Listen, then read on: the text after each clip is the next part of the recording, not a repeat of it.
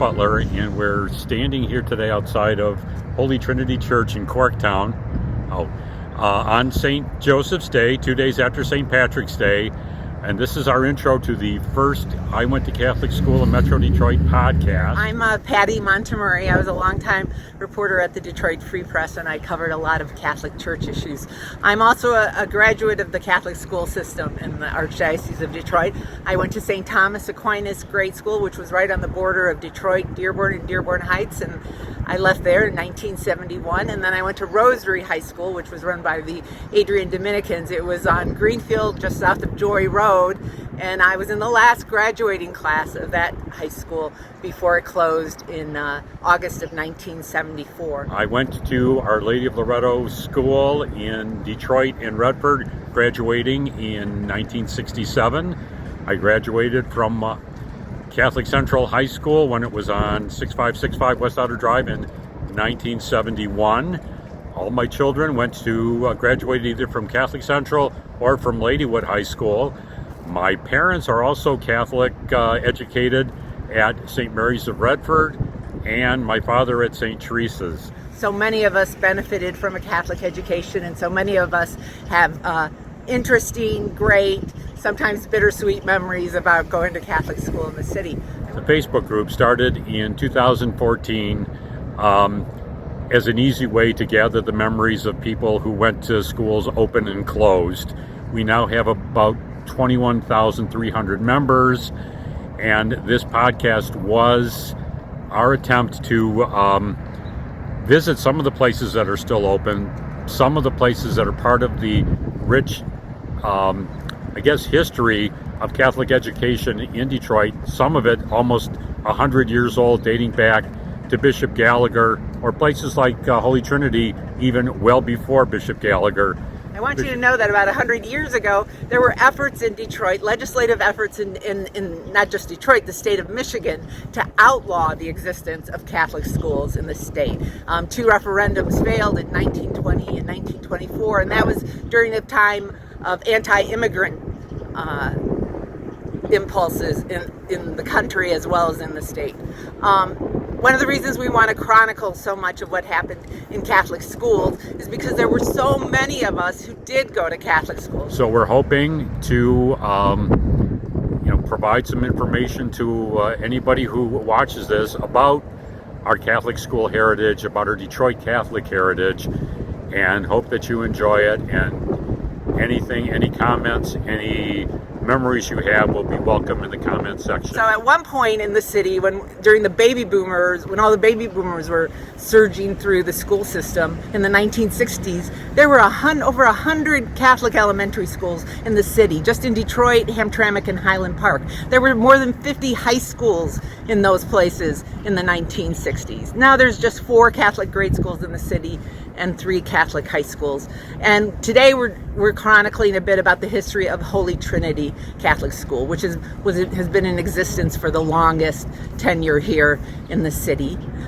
You're going to meet some fascinating people during this time. You're going to meet Monsignor Charles Kosanke, who first came to this historic parish as a seminarian and is now back as the pastor.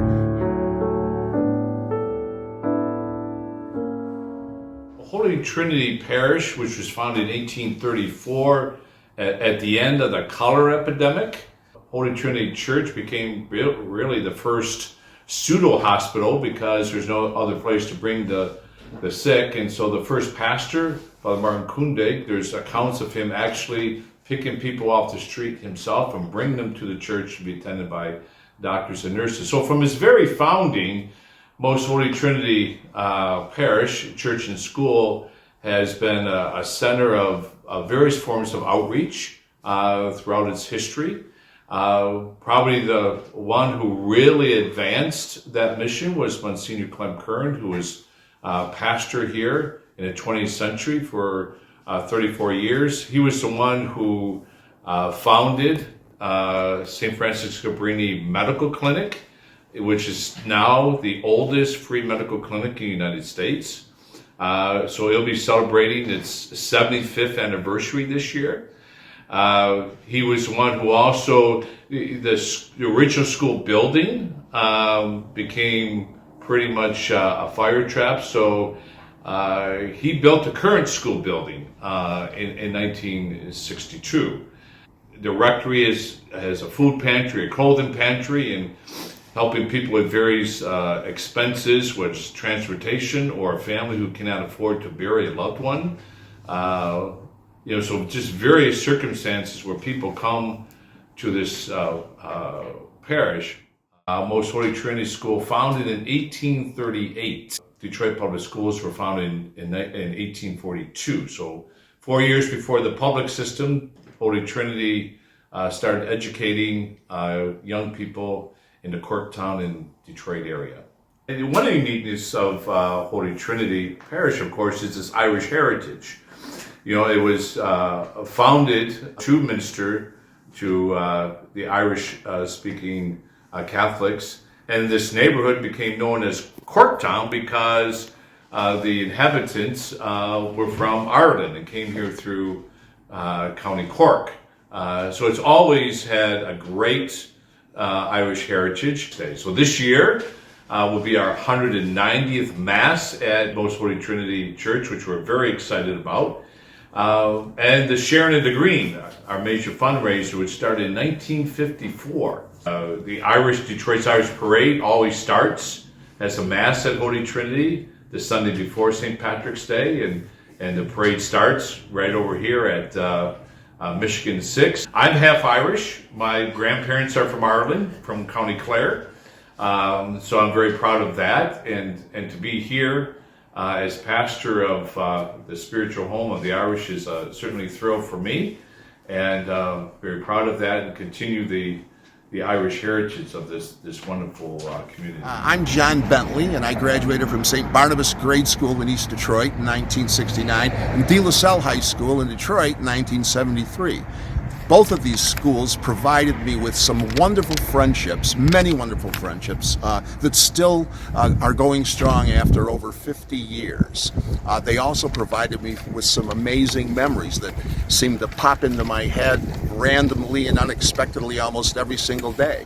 I'm thankful for the memories, the friendships, and especially to the Marist sisters and Christian brothers who provided me with such a wonderful education. Coming up, you're going to see three people important to the history of Holy Trinity who are going to share with us some random memories of their own. Sister Irene Gumbleton, principal for over 20 years, including a time when Holy Trinity served only grades 1 through 4. Victor Venegas, alumnus and athletic director for 61 years, and Sheila Cockrell, one-time Detroit councilwoman who was in the last graduating class of the old school.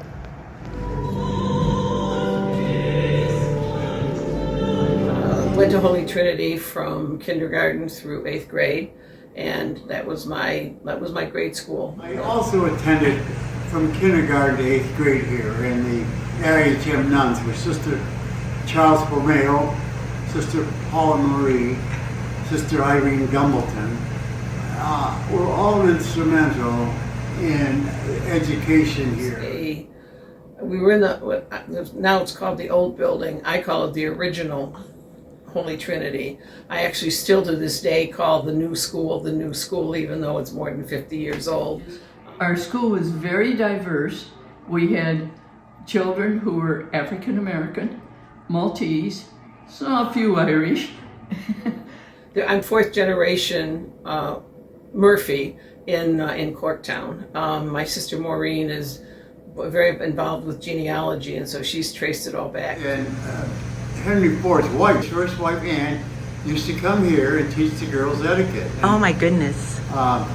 people were shocked. The limousine would pull up and it'd be Mrs. Ford. In 1961, that were Rosary High School sent people down here to help educate and teach and work with the cheerleaders. And that's where I met my wife Julie, right here at Holy Trinity. And so Father Kern married us in 1964. Well, St. Patrick's Day, we always had an assembly too, where one of the teachers would teach the girls the Irish jig, and we would do that. And then we had, songs from the Irish. One thing I remember very clearly were the wooden stairs, and they were so old that they were like in the middle of the steps were like shiny and worn down. You had to be careful. And no one was allowed on the 4th floor by the time I was in the 8th grade. It was the auditorium. And that's where they would do the Christmas pageant and that kind of stuff. Father Kern was instrumental in sending me over to Assumption High School in Windsor, where I starred in baseball and football, and got seriously injured in 1960. So that led to Father Kern asking me to take over the athletic program. Lunch was really good, but it was many times it was Spanish rice and white bread with butter, and it was so good. It was very filling. But that's my biggest recollection of lunch, and that the women of the parish were the cooks. It was not any kind of professional external lunches, and so I'm sure we had many more things besides Spanish rice, but that's the thing I remember. And the woman would come earlier in the morning and prepare a breakfast for the students, and they were free to come in at any time before classes start, and they could pick up their breakfast, which was often French toast with syrup. They could have scrambled eggs at times. They would have sausages. They would have their milk. And I know that there was only one bathroom for boys and one bathroom for girls, which meant you had to be very careful about not having to wait in line too long. I don't think they were super large. I think maybe 30, 35 kids. I spoke English with a Spanish accent till I got to high school, because the majority of kids at Trinity were from Mexico and from Puerto Rico. We only had students from 5 years old until 9 years old, and it was a non-graded academic group. And so we were the primary school, and then St. Vincent's became the middle school, and the students that had been at St. Boniface came to our two schools. Students were mixed. It didn't matter what age they were, but we put them in a level of reading especially, and math at their levels. When we first started, we were playing in a little cracker box and had to travel. Put my football team, I put 12 players into my car. As you can see, it's blossomed into, we have over 80 people here now playing basketball. And we got scholarships to UND Jesuit. Wonderful. And also Cranbrook and Bloomfield Hills Sacred Heart. I really enjoy now the success that's happening here at Holy Trinity. It's just a community of love and diversity, and everyone is so helpful. They come from all over. Coming up, you're going to go inside the school, you're going to meet its principal, you're going to meet some of its teachers, you're going to see some of the wonderful students who make it the vital place it still is today.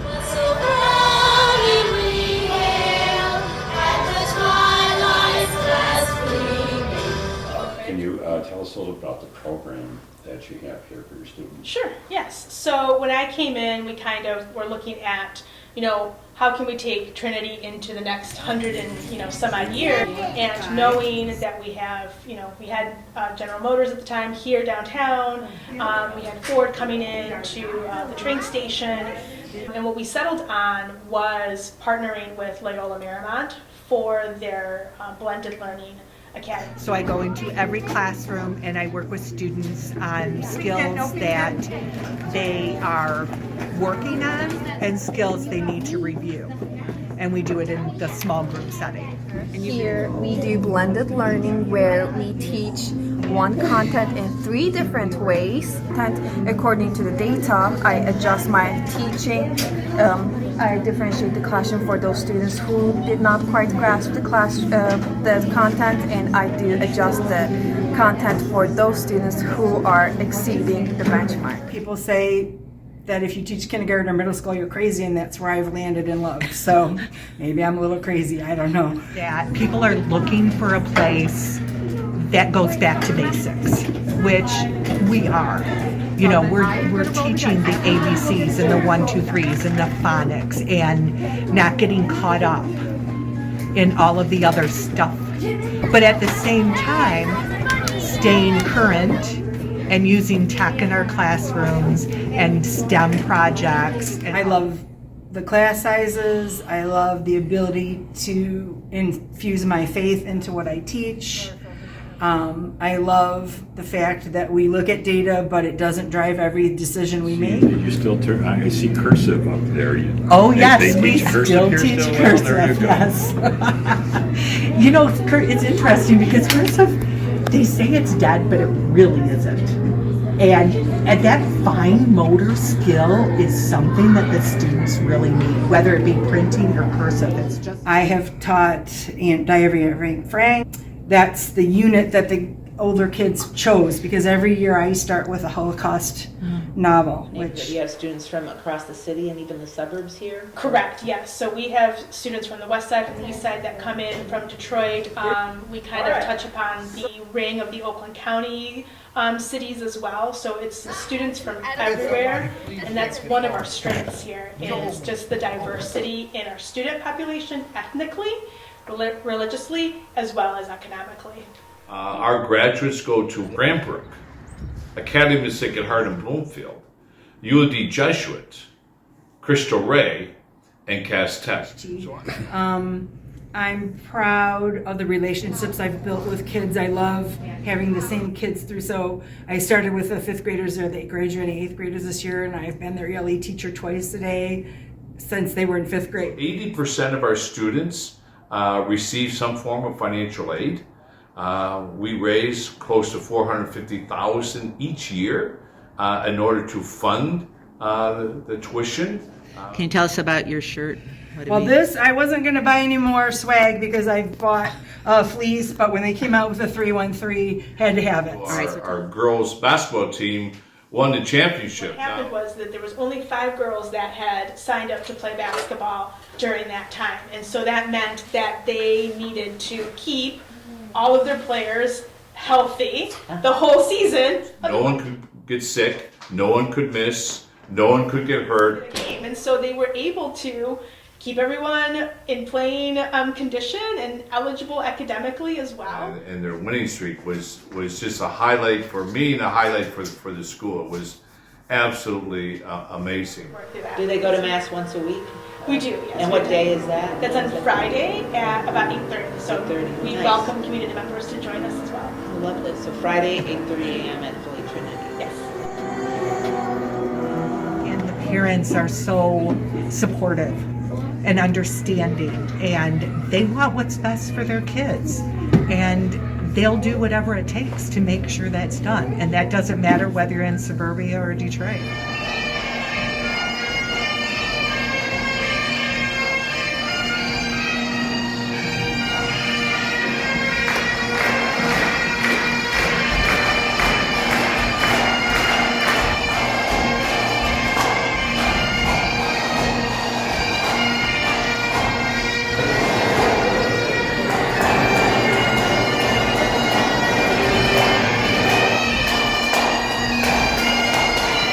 You enjoyed the first episode of the I Went to Catholic School in Metro Detroit podcast.